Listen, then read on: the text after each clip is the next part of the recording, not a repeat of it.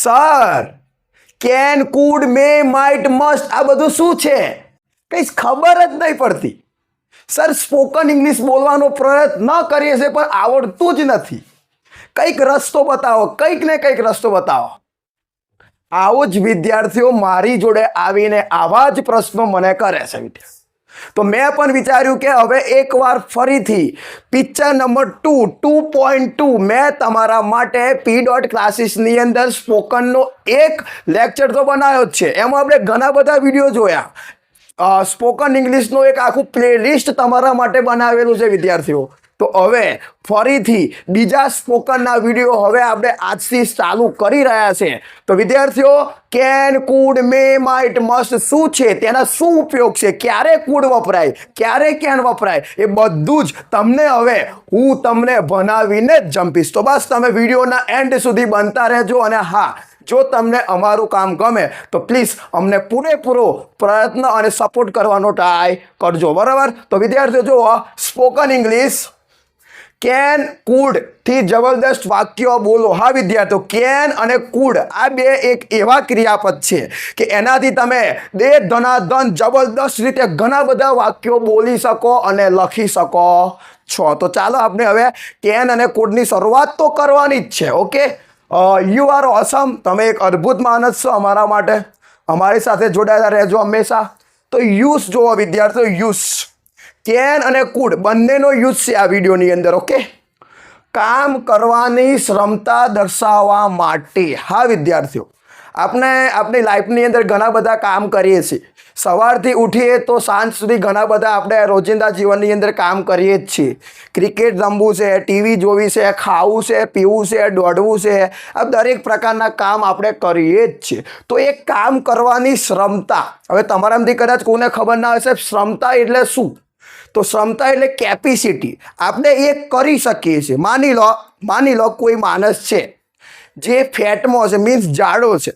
તો દરેકે દરેક માણસ એને મજાક ઉડાડતો હોય કે આ છોકરો કોઈ દિવસ દોડી શકે ના, પણ એને પોતાના મનની અંદર એક પ્રકારની ઈચ્છા રાખી હોય કે ભલે હું જાડો છું પણ હું દોડી શકું છું. તો જો એ એની ક્ષમતા બતાવે છે કે એ દોડી શકે છે. બીજી વાત, કોઈ વિદ્યાર્થી હોય જેને કદાચ વાંચતા લખતા ન આવડતું હોય તો દરેકે દરેક માણસ એને એમ જ કહેશે કે ઓય તું તો પરીક્ષામાં નાપાસ જ થવાનો છું. પણ એવો એના મંતવ્ય અંદરથી એવું વિચારી શકે કે હા, હું પરીક્ષા પાસ કરી શકું છું. હું પરીક્ષા પાસ કરી શકું છું, હું આ કરી શકું છું. નહીં કરી શકતો, હા કરી શકું છું. તો એવો એની ક્ષમતા બતાવે છે. બીજી એક વાત કરીએ, માની લો તમે ક્રિકેટ રમતા હોય અને ક્રિકેટની અંદર એક ઓવરની અંદર 25 રન ખૂટતા હોય, 25 રનની જરૂર હોય. તો ભલે તમારી ટીમે હાર માની લીધી હોય પણ જે બેટ્સમેન હોય એ કદાચ એના મનથી એવો વિચારે કે હા, હું મેચ જીતી શકું છું. તો એ એની ક્ષમતા બતાવે છે. તો વિદ્યાર્થીઓ, એવી ક્ષમતા બતાવવા માટે કેન અને કુડ આવે છે. તો જુઓ, વર્તમાનની વાત કરીએ તો વર્તમાનમાં ક્ષમતા બતાવવા માટે શું આવશે વિદ્યાર્થીઓ? કેન. અને ભૂતકાળમાં તમારે કોઈ ક્ષમતા બતાવી હોય તો શું આવવાનું છે વિદ્યાર્થીઓ? શું આવશે?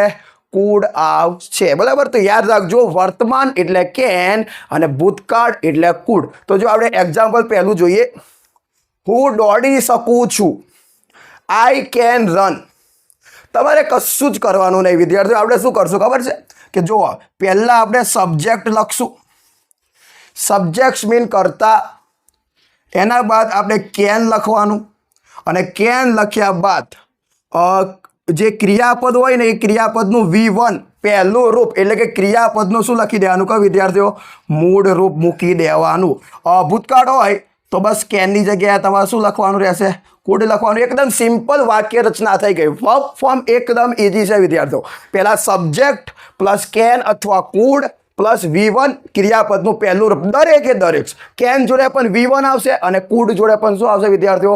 V1 જ આવશે. તો જો વાક્ય તમારા માટે, હું દોડી શકું છું, આઈ કેન રન. સબ્જેક્ટ તરીકે આઈ, કેન અને કુડમાંથી કેન, V1 તરીકે રન.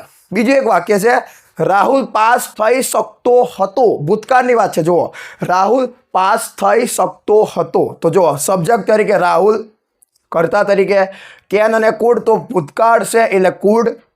એન્ડ V1 મૂળરૂપ લખ્યું તો મેં શું લખી દીધું પાસ્ટ. તમારે યાદ રાખવાનું કે V1 જ આવવાનું છે. ઓકે, તો ચલો આ રીતે બીજો પણ આપણે વાક્ય બનાવી શકીએ. જો હું જસ્ટ બોલીશ તમારે આપણે બંનેનું એનું ઇંગ્લિશ કરવાનો ટ્રાય કરી શકશું. બરાબર. હું મેચ જીતી શકું છું. I can win the match. Okay, હું નિશાળ જઈ શકું છું. I can go to school. હું વાંચી શકું છું. I can read. હું લખી શકું છું.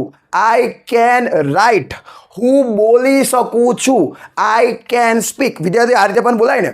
હું અંગ્રેજી બોલી શકું છું. I can speak English. બીજું પણ જુઓ.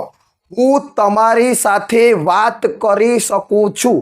I can talk with you.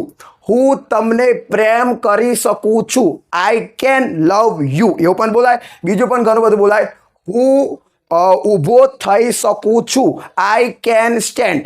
હું તમારા ઘરે આવી શકું છું. I can go to your house. જો કેટલો બધો કેનથી તમે વાક્ય બનાવી શકો.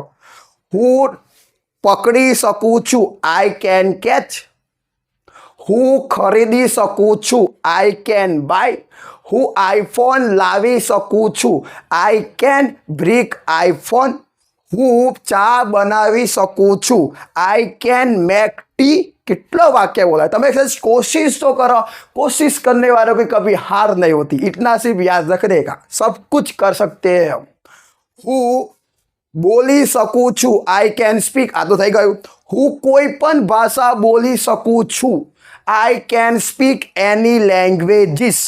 હું ડાન્સ કરી શકું છું. I can dance. હું તારી મદદ કરી શકું છું. I can help you. હું ભણાવી શકું છું. આઈ કેન ટીચ. હવે થોડાક નામ પરથી પણ વાક્ય બનાવીએ જતા જસ્ટ કહેતા હોય તો. જો વિદ્યાર્થીઓ કોઈનું નામ લઈએ. કોઈ પણ નામ લઈ શકીએ. બરાબર. એવું જરૂરી નહીં કે યાદ લો. રાજેશ ઘરે આવી શકે છે. Rajesh can come to house. Vishal દોડી શકે છે. Vishal can run. કેટલો વાક્ય બોલાવે. બીજું પણ જો દિલીપ ગીત ગાઈ શકે છે. Dilip can sing a song. ચલો હવે આપણે થોડાક ભૂતકાળ પણ જઈએ. કુડ પરથી પણ બનાવવો પડશે વિદ્યાર્થીઓ. ઓકે, તો કુડ પરથી બનાવીએ. હું વાંચી શકતો હતો. I could read. હું બોલી શકતો હતો. I could speak. હું ઊભો થઈ શકતો હતો. I could stand. હું જઈ શકતો હતો. I could go. હું ખરીદી શકતો હતો. I could buy. અમે મેચ જીતી શકતા હતા. We could win the match. હું ટીવી જોઈ શકતો હતો. I could watch the TV. હું તારી મદદ કરી શકતો હતો. I could help you. અને એક લાસ્ટ વાક્ય વિદ્યાર્થીઓ, બીજા પણ વાક્ય આપણે બનાવી શકીએ. જસ્ટ શરૂઆત છે, બધું થઈ શકે. હું તારી સાથે આવી શકતો હતો.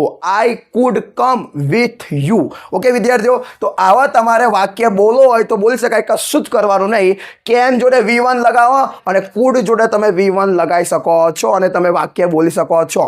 અને આ વિડીયોના ડિસ્ક્રિપ્શનની અંદર એક PDF હશે. એની અંદર આવા ઘણો ગુજરાતી વાક્ય લખેલો હશે. એની તમે પ્રેક્ટિસ કરજો. લખવાનો ટ્રાય કરજો. બોલવાનો ટ્રાય કરજો. બંને રીતે કામ કરજો. તમને 100% સ્પોકન ઇંગ્લિશ અને અંગ્રેજી આવડી જશે. તો જો તમને ફાવતું હોય તો પ્લસ બોલતા રહો, આગળ વધતા રહો, કોશિશ કરો. કોશિશ કરશો તો જ કંઈક ને કંઈક મેળવી શકશો. ઓકે વિદ્યાર્થીઓ, હવે આપણે બીજા વિડીયોની અંદર બીજા બે કેન અને કુડ સિવાય જે બીજા હજુ છે એના પણ વાક્ય બોલવાનો પ્રયત્ન કરીશું. ઓકે, ત્યાં સુધી પોતાનું ધ્યાન